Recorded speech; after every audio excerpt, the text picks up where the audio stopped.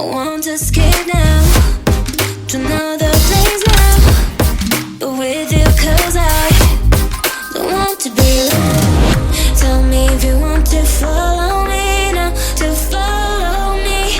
Take me to your arms and never leave me. Don't leave me. Hey guys, welcome back to my channel. And as you see the title, we're gonna be talking about things that I wish I knew before going into a marriage, and also things that I'm very grateful that I learned. It's better late than never, okay, right? So these are things that I learned, or things that I wish I knew before I got into a marriage or any relationship at that. And as an adult, it's very hard to date, especially if you're a goal driven, or if you have like your faith that you're going along with. It could be hard to date and also have those line up, and like, you know, certain places you want to be in life, and you know, and when I say about that, I mean like accomplishments that you want to do, like things that you want to do in your life. You want to make sure that whatever is coming in, or whoever is coming in, is able to fulfill you in a way where it can help you propel to those places, and it could also help you to grow as a person and spiritually. So I have my journal that I wrote these down. This is 20 things I wish I knew before I got married. And number one, I preach this a lot in my new relationship because okay, let me get into it. Number one, your relationship is yours, not anyone else's. So as much as we have outsiders that we're very close to, family or friends, it doesn't matter who it is, your relationship is yours and it's not theirs. Like they have no real obligation to know what's going on. Like you really don't need to be telling people what's really going on, unless it's like your pastor or slash counselor or a counselor, or if it's something that you both come to an agreement to speak on it with somebody who you trust that can give you proper advice.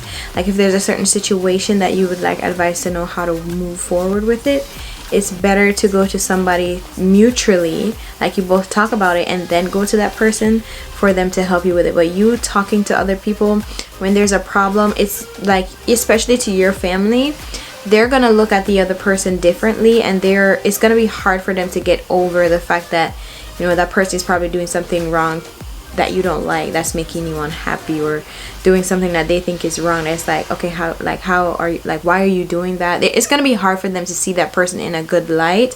And if it's a thing where you continuously go and complaining, it's gonna seem as if your partner is not fulfilling their role properly, like not doing what they need to be done. And I'm not saying this kind of happened in our relationship, but not really. But I would just avoid it overall, like unless, like I said, you both go to somebody that you mutually trust. Number two, don't wait until last resort for counseling. Like, do not do it. I know, especially in the black community, like a lot of people think because you're doing counseling that there's something wrong with you, or there's nothing wrong with me, so I don't need to go see a therapist or a counselor. Like, please get rid of that stereotypical way of thinking. It's like it is just like how you go for a checkup. You need a mental doctor. Like, you need to go and talk about stuff, and like, see, sometimes you don't even know where you're going wrong, and then the other person will be able to, like, you know, let you know, hey, this is what this person is saying. How do you receive that? Or what are you hearing them say? And then that gives a ground for y'all both to speak on things and have like a third party, a professional, help you resolve certain conflicts or help you to understand each other better. Number three, self-care is important. I cannot stress this enough. Like, self-care is important. I am so big now on self-care, like me time. I have to have some kind of me time, even if it means just telling your partner, hey, I'm gonna go for a drive, I'm not gonna be back until da da da da, I just need some time, like, to myself.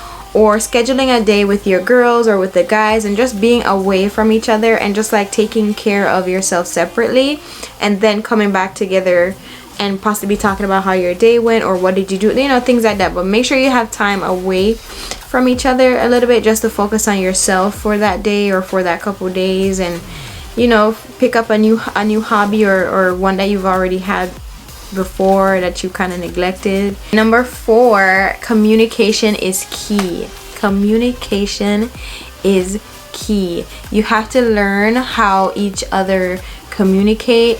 You have to, you know, make that a priority to have conversations. And I believe having the hard conversations while you are courting, I dating, courting, whatever the case may be, like have those serious conversations or those uncomfortable conversations to see like how you guys would navigate, or just talk overall, like let your feelings be known, listen to the person speaking or whatever they have to say, and find a way how you guys can find some kind of common ground whenever there's conflict or disagreement, or you know, whatever the case. Communicate thoroughly, like thoroughly. Number 5, keep the romance alive. Please keep dating your husbands. Please keep dating your wives. Like, if you know that your husband likes Hershey's Kisses, buy him some Hershey's Kisses just randomly one day. You know, I was thinking of you, I got you some Hershey's Kisses. That seems so simple, but it could mean so much to that person because it shows that you're thinking of me, and it's just a cute little gesture. Like, I was thinking of you, here's your kisses. That's my daughter, if you can hear her in the in the audio. She's very vocal. But yeah, like, keep the romance alive, keep the affection alive, keep the intimacy alive. If you don't know how to start an intimacy journey or how to like keep your intimacy going, there's Pinterest, there's Google, there's YouTube. Like, look it up. There's a lot of exercises that you can do that will help you in that area to keep the fire going. Number 6, be equally yoked.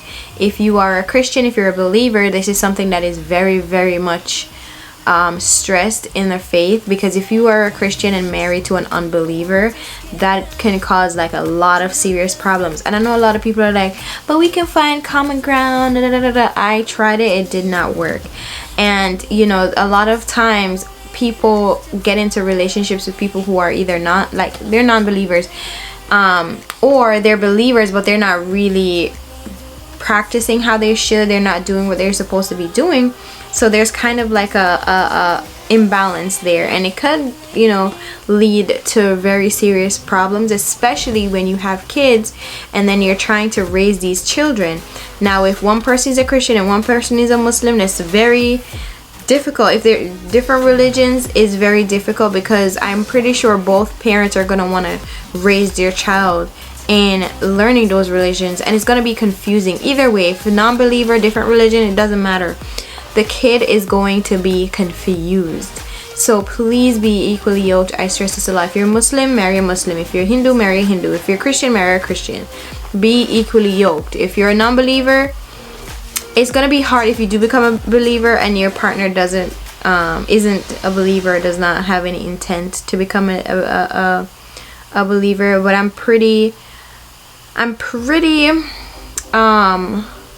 what's that word that I could use? My brain ain't thinking, but I'm a believer in prayer, and I believe 100% that prayer works. And you can, the power of a praying woman, like, y'all should buy that book, by the way, The Power of a Praying Wife. It's so good. I haven't finished reading it yet, but it's, from what I've read so far, it's really good. But yeah, a praying woman and a praying wife is very powerful, more than we even know. So if your husband is not a believer and you are, and you're hoping for him to be a believer, just pray for him and pray for yourself as well. Because we also, what I've learned is that we get into this thing where we're praying for the husband to change, and we want him to change, and we want him to do this and do that. But what is it about you that's allowing him to see what you're asking for and feel comfortable in doing it? Are you making an example? Like, do you have stuff you need to change? Because some of us wives, we do need to change our ways so that our husbands can like follow suit, you know. So yeah. Number 7, mental check-ins and allow space for vulnerability. Like, this is very important. A lot of men, they are not they don't feel safe to be vulnerable with us women, because sometimes we take whatever they say and we either mock them that they're soft, we're mad that they're showing any type of feelings, we say that, you know, men should not cry, things like that, and that's not how it's supposed to be done. Men, just like women, should be able to fully express their feelings. And if you don't allow a man to do that, that's how you get the woman beater. That's how you get the narcissist. That's how you get the person who is just emotionally abusive, draining, like very verbally abusive, like men that's just toxic. We don't want toxic men, because all those feelings is stored up in there and just they're festering. It comes out into something negative. No, we want you to be able to have healthy coping skills with your emotions, or healthy ways of navigating your feelings, because that is necessary. Number 8, you're not enemies, the problem is. So the problem that you're facing is your enemy. Your partner is not your enemy. Okay, so the problem could be dirty dishes in the sink. The dishes in the sink is the problem, not your husband. Okay, and talk about things like this. What is expected in a relationship? What I would like to see you do, what I would like to have done, like things like that. What chores you know we would be doing, or things like that. Whenever there's a problem, attack the problem together and don't attack your partner, because the problem is the problem, not your partner. Number 9, no disrespect. Don't cuss at each other or call each other out of your names. Please don't do that. As simple as that. Don't do it. Don't do it, because the minute you disrespect your husband or your partner, that does something to them as men, to where it's kind of like a thing where you're demeaning them, or you're wounding their masculinity, and don't do it. Like, don't disrespect each other. It's just uncalled for. There's a lot more ways to deal with a problem than like calling each other out of our names. It's just unnecessary. Don't throw the D word around. Like, if you're married, don't let every little issue like, oh, I want to get a divorce, or we should get a divorce. Like, if you're feeling frustrated, divorce.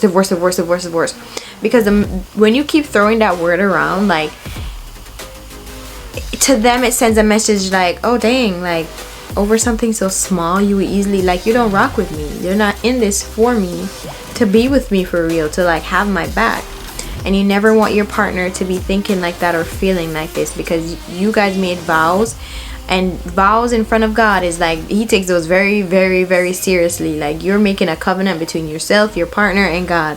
So if you just out here just like throwing that word out, that means you're saying that your vows didn't mean much to you, and your partner doesn't mean much to you. So please do not throw that word around. Worship together. Worship and prayer. A family that prays together stays together. Okay. If you pray with your partner and if you worship with each other, I like to think of, I give like my friends this analogy after I learned it, is like, it's a triangle. God is at the top of the triangle. You are at one side and your partner is at one side. If both of you seek God, you're getting closer together at that triangle. If one is only seeking God, the other one is down here, and you're further away from each other. So just make sure that, you know, you guys are seeking God together. That way you can meet at the top, and you're getting closer and closer and closer and closer with each other. Number 12, your minds are not the same. Your minds are not the same. I don't think like you. You don't think like me. I can't read your mind. You can't read my mind. Say what you mean and mean what you say. Yeah, like, don't expect me to deal with a certain situation how you would deal with it. It's not gonna work. Don't expect me to think of something or think of a situation as how you would think of it. It's just, don't expect that. It's not gonna happen. Don't try to change each other. Like I said, you guys are different. There may be similarities and stuff, but try your very best not to try to like dim down that person's personality and try to change them. That is very detrimental to the relationship, because that person is gonna feel like they're not appreciated, like you don't like them, to be honest, how they are. And you never want your partner to feel like you don't like them as a person. Yeah, it's not a fun place to be. Be gentle with each other. This also, like, all of these things that I'm speaking of, the Bible teaches us about that. Like, the Bible is just such a, it's like God's love letter, like life's guide to us. You know what I mean? Be gentle with each other.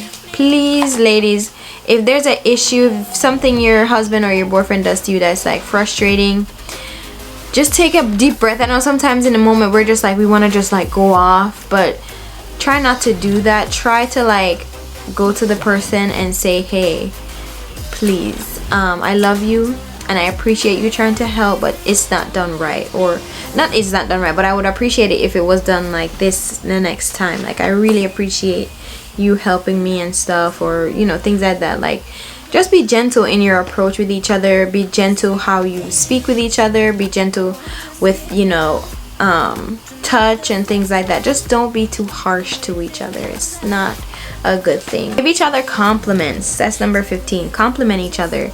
It is such a good feeling to know like that your partner finds you attractive, or whenever a random comment or compliment will come out like, what?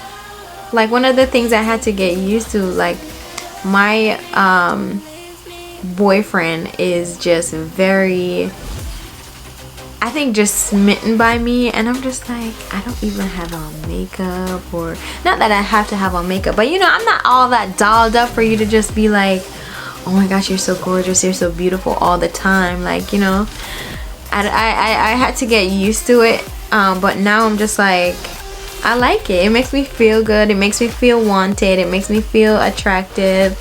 And you know, especially after having baby, women, our bodies, they're not the same as how we used to be. Like, a lot of people snap right back, but I wasn't a part of the snap back group. Okay, I missed the memo on that one. So a lot of the things, you know, they're not the same, and I'm just like, I don't have that like flat washboard belly no more, or you know, like that little petite body. I don't have it. I got curves now. Okay, they got hips and dips and lumps and folds. So it makes me feel very good that my boyfriend appreciates my beauty for what it is, my natural beauty, and my body for what it is now, you know, even after a baby. I put number 16 as keep my mouth shut. Keep your mouth shut. Learn how to keep your mouth shut. And I actually found scripture for this. It's Ecclesiastes 3 verse 7. I'm gonna try to probably put it somewhere on the screen, but keep your mouth shut. It's not all the time that you have to like have a comeback, or you have to say something, or you have to point something out. Like, don't do that. It's gonna seem like you're nagging and you're not appreciative, you're not grateful, and it could be a big turn off. Okay, so just learn how to keep your mouth shut. 17, listen to understand, not to respond.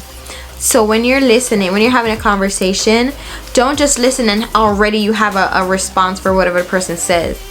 Just be quiet, keep your mouth shut, listen to what the person is saying, like truly try to see from their point of view, and then speak on it, and repeat to them, like say, hey, this is what I think you're saying, correct me if I'm wrong, is this what you mean?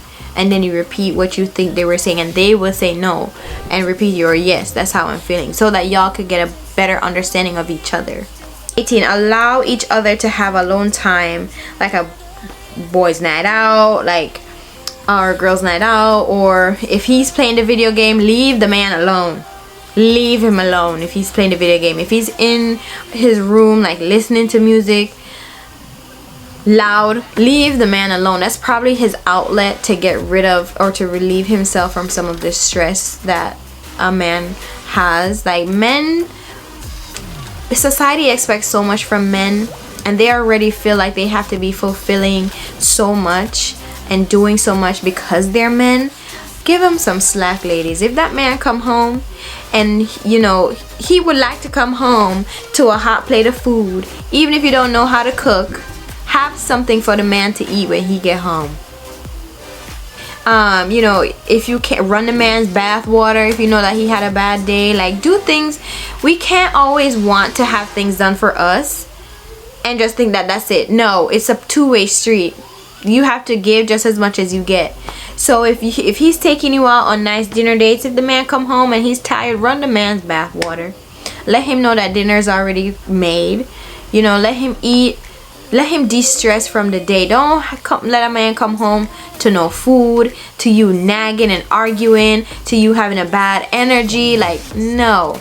Your house that you share together as husband and wife should be y'all's sanctuary. That should be a place where he could come home and just like just be relieved and be relaxed.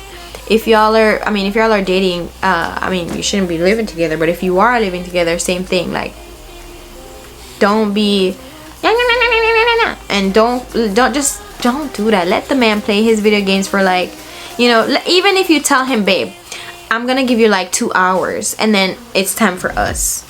Like, you can go unwind, play your video game, eat your dinner, but then after that, like, it's time for us to catch up. How was your day? Things like that. Number 19, like I said, keep your family out your marriage. Keep them out your marriage. Because once family comes into the relationship, whether dating or not, dating or married, I should say, it's hard for a family to forgive the person. They're not going to see that person in the same light. So keep your family out your marriage. Keep your family out your business. Number 20, submit to each other. Submit to each other. And men, you're not the only one that's supposed to be getting submitted to. You're supposed to submit to your wife. You hear that? Each other. So don't feel like submission is you ruling over your household and whatever you say goes. That's not what submitting means. Submitting means that you both agree that you're coming together as a team and you're relying on each other. Yes, the man is the head of the household, and whatever the last decision that y'all make together, that's what it is going to be. The husband is the head, but the women are the neck. The wives are the neck, and without this, the head ain't moving. Okay? Just remember that. You guys need each other to operate, to function properly. And women, you have to let your husband know what you need, because if you don't do that and he's not performing how you expect him to perform, there is going to be a level of respect that will diminish. Like, it's going to happen. You might not think so, but it happens inevitably. Like, it's gonna happen. So make sure you're having those conversations like, this is what I expect from you, this is how I expect to be talked to, this is how I expect to be treated, this is how I expect to be viewed. I want to be included in like the decisions for the household and things like that. There's some women that really don't care and they let their husband have free reign, which is fine. If that's what you want to do you, boo. But in a godly household, both husband and wife is supposed to submit to each other and be a partnership. You're coming together as one, like one entity. So submit to each other. Husbands, let your wife know what it is that you desire of her, of the relationship. What are you expecting, how you want to be spoke to, treated, like, things like that. Like, you guys have to, it's like a give and take. Like I said, it's two people coming together as one, and you have to learn how to like operate and function with each other. Not just a man coming around and dictating everything because he's the head of the household and he's the man. No. They don't work like that. And number 21, which is a bonus one. This is very, very, very, very, very, very, very, very important. Learn each other's love languages. I cannot stress this enough. Learn each other's love languages. What is that? What is a love language? You're saying, what's a love language? A love language is how a person interprets love, receives love. Like, some people their love language could be like acts of service. Like mine. The main love language for me is acts of service. Like, I like when you do things for me without me having to ask. Like, just take the initiative and just do it. Just do it. And quality time is like the secondary one for me. Like, just take the initiative, show me that you care about me and you care to help me out, instead of just having me do everything. When I ask you to do something, you don't do it. Like, I want it, like, if I ask you to do it, I want you to do it. I don't want to just like keep asking and it doesn't get done, because that to me is gonna be like, you don't even care about helping me. Like, you don't care about what I'm asking you to do. Like, so you learn your partner's love languages. Some people like gifts as their love language. Some people's love language is touch. you know, or affection. Some other people's love language, like I said, it can be quality time, like they just want to be around you. So learn each other's love languages. That way you know how to give your partner love and you know how they receive it. So that's very big. If you don't know each other's love languages, it's gonna be hard for you to tell like how your partner feels about you, or you know, things like that. You're gonna be questioning all the time, or you're gonna be loving your partner in the wrong way, and that could create problems. So yes, that is it for today's video, guys. I hope you enjoy it. Please let me know down below. If you are new to this channel, hit the subscribe button. If you're an oldie but a goodie, welcome back, and I'll see you guys in the next one. Bye bye. Take me to your arms and never leave me. Don't leave me, boy. Tell me if you want to feel